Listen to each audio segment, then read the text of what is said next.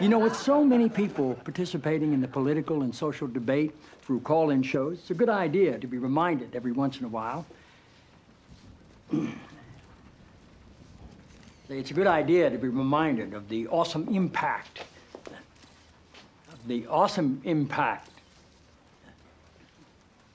I'm sorry, you're Dr.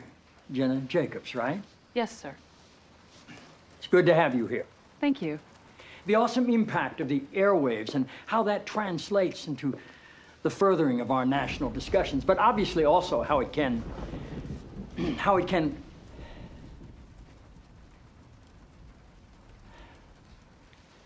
Forgive me, Dr. Jacobs. Are you an MD? A PhD. A PhD? Yes, sir. In psychology? No, sir. Theology? No. Social work? I have a PhD in English literature. I'm asking because on your show, people call in for advice, and you go by the name Dr. Jacobs on your show, and I didn't know if maybe your listeners were confused by that and assumed you had advanced training in psychology, theology, or healthcare. I don't believe they are confused, no, sir. Good. I like your show. I like how you call homosexuality an abomination. I don't say homosexuality is an abomination, Mr. President. The Bible does. Yes, it does. Leviticus. 18:22. Chapter and verse. I wanted to ask you a couple of questions while I had you here. I'm interested in selling my youngest daughter into slavery, as sanctioned in Exodus 21:7. She's a Georgetown sophomore, speaks fluent Italian, always cleared the table when it was her turn. What would a good price for her be? While thinking about that, can I ask another? My chief of staff, Leo McGarry, insists on working on the Sabbath.